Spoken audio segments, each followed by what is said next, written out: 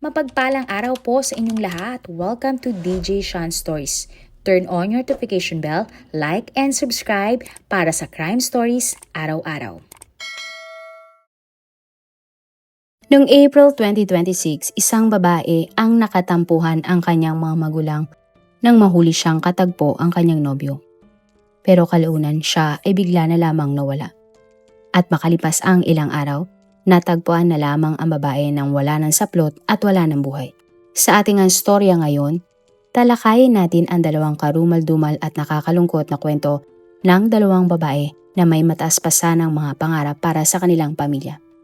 Ang unang ang kwento ay nangyari sa Bustos, Bulacan, kung saan nagmula ang babae na si Marinil Galliano. Si Marinil ay pangalawa sa apat na magkakapatid. Ang kanyang ina ay si Mary Ann habang ang kanyang ama naman ay si Daniel. Inilarawan nga ni Mary Ann ang kanyang anak na masipag, malambing at mabait. Sa kanilang bahay, halos wala na nga daw gawain si Mary Ann dahil ang mga gawaing bahay ay ginagawa na ng nanay ni Marinil. Nangako din ang babae sa kanyang ina na siya ay magiging isang pulis at siya ang mag-aahon sa kanyang pamilya mula sa kahirapan. Ayon sa mga kaibigan ni Marinil, masayahin ang babae at malakas ang loob. Kaya nga daw bagay na bagay kay Marinil na maging isang magiting na pulis. Dahil nagdadalaga na si Marinil, mahilig na itong magsuot ng mga bestida o dress. Siya nga ay binilhan ng kanyang nanay ng isang puting dress na gustong-gusto ng babae. At ang damit na ito ay planong isuot ni Marinil sa susunod na pag-alis ng kanilang pamilya. Subalit walang mag-aakala na hindi na pala ito mangyayari pa kahit kailan. April 11, 2026 ng gabi nang nanghingi si Marinil ng pera sa kanyang tatay na si Daniel dahil meron daw bibilhin ang babae. Binigyan naman siya ng kanyang ama ng pera. Umalis nga si Marinil upang bilhan ang kanyang ama ng sigarilyo. At pagbalik nga ni Marinil, muli siyang nanghihingi ng pera kay Daniel dahil kulang ang pera na kanyang hawak. Binigyan ulit ni Daniel ng pera ang kanyang anak. Pero sa pagkakataon na ito, sinundan na ni Daniel si Marinil sa tindahan dahil may iba umano siyang kutob. At sa tindahan, nakita nga ni Daniel si Marinil na nakapagkita sa kasintahan umano ng dalaga. At sa galit ni Daniel, nasampal niya ang kanyang anak. Agad namang umuwi sa kanilang bahay ang mag-ama. Sa bahay, pinagalitan nga ni Daniel ang kanyang anak at galit na galit ito sa ginawa ng kanyang anak. Maging ang nanay nga ni Marinil na si Mary Ann ay nagalit dahil sa pakikipagkita nito sa kanyang nobyo. Matapos mapagalitan, nagsabi nga si Marinil sa kanyang mga magulang na doon muna siya magpapalipas ng gabi sa bahay ng kanyang ate na ilang kilometro lamang ang layo mula sa kanilang bahay. Ayon nga kay Mary Ann, sa tuwing napapagalitan nila mag-asawa si Marinil, ang takbuhan nito ay ang kanyang ate. Kaya naman ng gabi na iyon, kumpiyansa si Mary Ann na makakarating ang kanyang anak na safe sa bahay ng kanyang ate. Subalit ang katotohanan, hindi na pala nakarating pa si Marinil sa bahay ng kanyang ate. Nang hiram ng motor ang mag-asawang Mary Ann at Daniel upang libutin ang kanilang lugar para hanapin si Marinil. Pero hindi nila natagpuan ang kanilang anak. Sa gitna nga ng paghahanap kay Marinil, sinabihan ni Daniel si Mary Ann na umuwi na upang tingnan ang mga naiwan nilang mga anak sa bahay. Pero bago iyon, nagpa-blatter na sa barangay ang mag-asawa at nag-report na din sa mga pulis. Mula April 11, hindi tumigil sina Mary Ann sa pagpapaskil at pagpapakalat ng missing person poster ni Marinil. Maging sa social media nga ay nanawagan sila para sa kanilang anak. April 18, 2026, isang napakasakit na balita ang natanggap ni Mary Ann. Ang araw na ito, kasama ng mga pulis sa paghahanap ang ama ni Marinil na si Daniel. Nagsuggest umano ang lalaki na magtungo nga sila sa liblib na lugar sa barangay San Pedro, Bustos. Maya-maya pa, natagpuan na ng mga pulis ang isang labi. Wala itong suot na damit pang ibaba. May bakas din na nasunog na ang labi at may indikasyon na matagal na itong wala ng buhay. Agad namang nagtungo si Mary Ann sa nasabing lugar. At sa pamamagitan nga ng damit ng biktima na natagpuan sa lugar, kinumpirma ng nanay ng biktima na si Marinil na iyon ang kanyang nawawalang anak. Labis na pighati nga ang naramdaman ni Mary Ann nang na-realize niya ang hirap na pinagdaanan ng kanyang anak sa kamay ng mga sospek na pumaslang sa kanya. Git ng ginang, walang kalaban-laban ang inosente niyang anak. Hindi nga lubos maisip ni Mary Ann na sasapitin iyon ni Marinil. Agad namang nagsimula ng investigasyon ang mga pulis. Sa autopsy nga sa labi ni Marinil, hindi na natukoy pa ang sanhi ng pagkamatay nito dahil sa tagal na nitong wala ng buhay. Napag-alaman din ng mga pulis na dahil sa matinding init Nasunog na ang itaas na bahagi ng labi ng biktima. Sinadya din daw tapunan ng mga tuyong damo at dahon ang labi ni Marinil upang ito ay itago. Isang saksi naman ang nakausap ng mga pulis na tinukoy ang isa sa mga sospek na si alias Nola. April 21 nang naaresto ng Bustos Police ang sospek na si Nola. Isiniwalat naman ni Nola kung sino-sino ang mga sospek na kasama na gumawa ng krimen sa biktima. Ayon kay Nola, may 3 pa siyang kasabwat sa nangyaring krimen at ng April 11, sabay-sabay daw silang gumamit ng ipinagbabawal na gamot. Nang kinagabihan, muli daw silang nagkita-kita at dinala siya ng kanyang mga kasabwat sa isang liblib na lugar. Doon ay nakita niya umano si Marinil sa isang damuhan na noon ay buhay pa. Sinabi daw kay Nola ng mastermind ng krimen na total andun naman na siya na daw ang sumunod sa pananamantala sa biktima. Itinuro nga ni Nola sa mga pulis ang 3 pang mga sospek na sina alias Joel, Ronel at ang mastermind umano ng krimen ay ang sariling ama ng biktima na si Daniel. Git ni Nola, si Daniel ang unang nanamantala at siya rin ang pumatay sa biktima na si Marinil. Ayon sa mga balita, ang sospek ay kumpare ni Daniel. Kapitbahay ni na Daniel at pinsan ng kapitbahay ni na Daniel. Napag-alaman naman na ang mastermind ng krimen na si Daniel ay dati nang nakulong dahil sa ipinagbabawal na gamot. Kakalaya lamang umano ng 40 years old na ama ng biktima ng October 2025. Sa kulungan, personal nga na hinarap ni Mary Ann ang kanyang mister na si Daniel matapos itong hulihin ng mga pulis. At kinompronta nga ni Mary Ann ang asawa niyang si Daniel kung siya ba ang pumaslang sa kanilang anak. Pero giit ng sospek wala siyang kinalaman sa nangyaring krimen at hindi niya magagawang patayin at pagsamantalaan ang sarili niyang anak. Sinabi pa ng sospek na ginigipit lamang umano siya ni Nola kaya siya ang itinuturo nitong mastermind sa pagpatay kay Marinil. Ayon sa mga balita, sasailalim ang 4 na sospek sa drug test upang makumpirma kung gumagamit ba sila ng ipinagbabawal na gamot nang ginawa nila ang pagpatay kay Marinil. Kinasuhan sina Daniel, Nola, Ronel at Joel ng pananamantala at pagpatay. Nananatili sila sa kulungan habang nag-aantay ng trial ng kanilang kaso. Wala ang pagsidlan ang galit, sama ng loob at sakit na nararamdaman ng nanay na si Mary Ann. Ayon nga sa ginang, hindi niya inakala na sangkot ang kanyang sariling asawa, ang ama ng kanyang anak, lalo na at kasama niya nga ito sa paghahanap kay Marilyn noon. At nang hinatid na nga sa huling hantungan si Marinil, suot niya ang kanyang paboritong damit. Umaasa nga si Mary Ann na hindi mababaon ang pag-asa sa huli na makakamit ng kanyang anak na si Marinil ang inaasam-asam nilang katarungan mula sa karumal-dumal na sinapit nito sa kamay pa mismo ng sarili niyang ama. Para naman sa ating ikalawang storya, tayo ay magtungo sa Occidental Mindoro. Sa bayan ng Santa Cruz, Occidental Mindoro, ipinanganak at lumaki ang babae niya si Kathleen Joy Agustin, 19 years old. Si Kathleen ay panganay at meron siyang isang nakababatang kapatid na babae. Batid nga ng babae ang katayuan ng kanilang pamilya. Kaya naman bata pa lamang si Kathleen, alam na niya ang hirap ng kanyang mga magulang. Nagsikap sa pag-aaral ang babae. Ni minsan ay hindi niya binigo ang kanyang mga magulang. May mataas nga na pangarap si Kathleen na makapagtapos ng pag-aaral upang maiahon ang kanyang pamilya sa kahirapan. Alam ng mga magulang ni Kathleen ang talino at potensyal ng kanilang anak. Kaya naman kahit mahirap ginagawa nila ang lahat upang makapag-aral si Kathleen sa kolehiyo.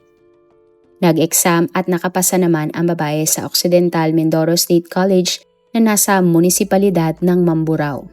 May kalayuan ang university mula sa bahay ni Kathleen kaya nagdesisyon ang babae na umupa na lamang sa isang boarding house. Si Kathleen ay kumukuha nga ng kursong Bachelor of Elementary Education. Hilig naman ni Kathleen ang pagsasayaw at siya ay kabilang nga sa isang dance group sa kanyang universidad. Madalas din mag-post ng video ang babae sa kanyang TikTok account kasama ang kanyang mga kaibigan o kapatid. Kalaunan, isang lalaki nga ang nakilala ni Kathleen na nagpatibok ng kanyang puso. At tulad nga ng babae, ang kanyang nobyo ay mahilig ding sumayaw.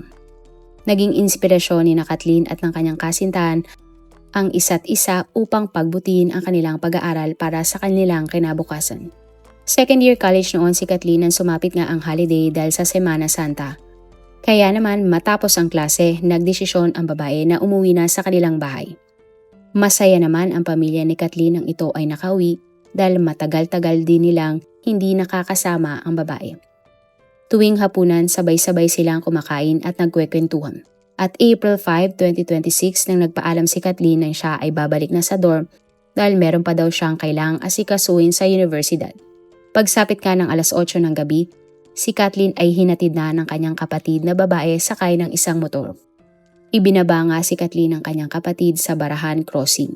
Sanay naman kasi ang babae na mag-commute mula sa crossing papuntang Mamburao. At habang nasa biyahe ang kapatid ni Kathleen, bigla na lamang nakatanggap ng text o chat mula sa kanyang ate. At ayon sa chat, si Kathleen ay hinatid daw ng isang lalaki na tinatawag niyang tito sa pamamagitan ng motorsiklo. Pero nagtaka naman ang kapatid ni Kathleen kung sino ang tito na tinutukoy ng kanyang ate. Ngunit mas nagtaka ang kapatid ni Kathleen nang hindi ito nakatanggap ng text o chat mula sa kanyang ate kung nakauwi na ba ito sa kanyang dorm o hindi.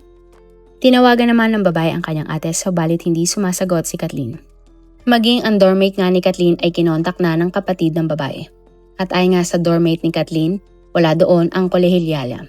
Dito na nga nagsimulang mag-alala ang buong pamilya ni Kathleen. Agad silang nag-post sa Facebook upang manawagan kung meron bang nakakita kay Kathleen. Wala namang idea ang pamilya ng babae kung sino ang tito na tinutukoy niya sa chat nang siya ay sinasabing hinatid. Kaya hindi alam ng pamilya ni Kathleen kung sino ang pagtatanungan nila hinggil sa kanyang pagkawala. At kinabukasan April 6, 2026, nang nag-report na sa mga pulis ang pamilya ni Kathleen tungkol sa pagkawala ng college student. Nagtungo na din sila sa mga lugar na pwedeng puntahan ni Kathleen ngunit wala doon ang babae. Maging ang kasintahan nga ni Kathleen ay walang idea kung nasaan na nga ba ang babae dahil maging siya ay hindi pa ito nakakausap. Patuloy nga ang pananawagan ng pamilya nila sa social media. Umaasa silang muli nilang makikita at makakasama ang matalinong estudyante na si Kathleen. Subalit sa kasamang palad, ang paghahanap kay Kathleen ay nauwi sa nakakalungkot na katapusan. Sa masukal at liblib na bahagi ng Barangay Fatima, natagpuan ng mga pulis ang isang labi ng babae. Ang lugar ay hindi talaga madalas puntahan ng tao. Kaya hindi katakataka na dito napili ng sospek na isagawa ang kahindik-hindik na nangyaring krimen. Ang labingang nakita ay nakitang wala ng suot pang ibaba. Indikasyon na may nangyaring mas masama sa biktima. Nakarating naman sa pamilya ng nawawalang dalaga na si Kathleen ang tungkol sa natagpuang labi. Agad nga silang nagtungo sa nasabing lugar upang makita ang biktima. At dito na nga nila nakumpirma ang bangungot na naghatid ng labis na pighati sa kanyang pamilya. Ang labing natagpuan ay walang iba kundi ang nawawalang second-year college student na si Kathleen. Walang ang pagsidlan ang lungkot at galit na nararamdaman ng pamilya Agustin sa pagkakadiskubri ng sinapit ni Kathleen. Napatanong nga sila sa kanilang mga sarili kung sino ang halang na kaluluwang gagawa ng ganon dahil wala naman silang nakakaaway. Nagpatotoo din ang mga kaibigan o kakilala ni Kathleen na walang kaalitan ang babae. Pero paano nga ba natunto ng mga pulis ang labi ng biktima? Isang lalaki nga ang naging daan upang malaman kung nasaan ang kolehilyala. April 8, 2026, araw ng Miyerkules, isang lalaki ang nagtungo sa isang police station sa bayan ng Santa Cruz.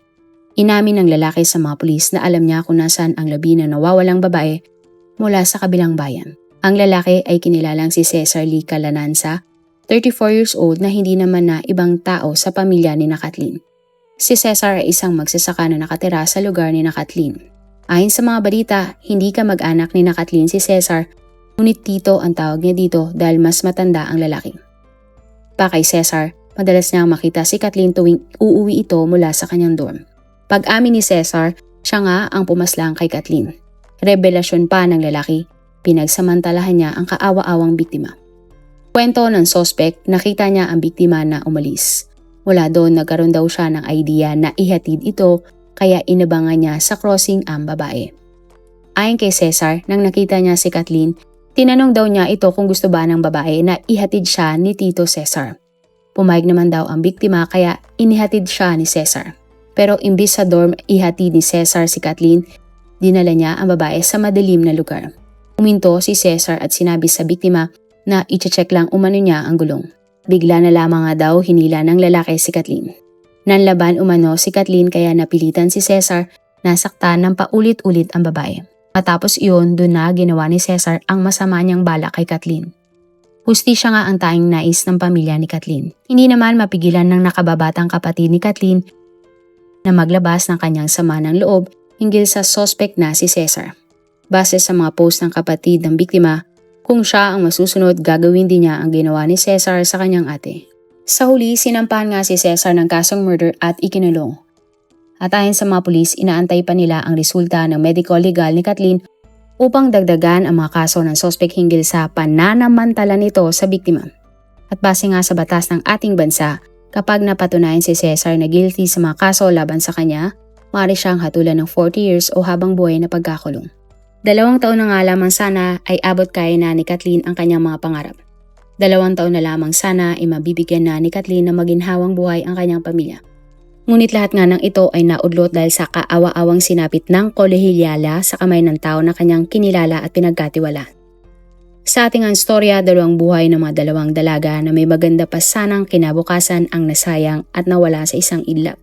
Marami pa sana silang pangarap para sa kanilang sarili, kundi para sa kanilang pamilya. Ngunit dahil sa mga taong halang ang kaluluwa, lahat ng plano ng 2 mga babae ay hindi na kailanman matutupad pa. Kaya naman ang tanong ng karamihan, dapat na nga bang ibalik ang hatol na death penalty sa ating bansa para sa mga taong gumagawa ng mga karumal-dumal na krimen gaya nito? Marami pong salamat sa inyong panonood. Meron ba kayong mga kwento na gusto nyong i-share sa ating mga manonood? O kung may personal po kayong kwento na gusto nyong i-feature sa ating channel, i-comment down below nyo lang ang inyong mga suggestions. Para naman po sa dagdag kalaman, i-subscribe nyo din po at i-follow ang ating iba pang YouTube channel katulad ng Tagalog Facts and Mysteries by DJ Sean at Manila Boy Wonder Philippines. Marami pong salamat sa pagsuporta nyo sa aming mga channel. God bless everyone!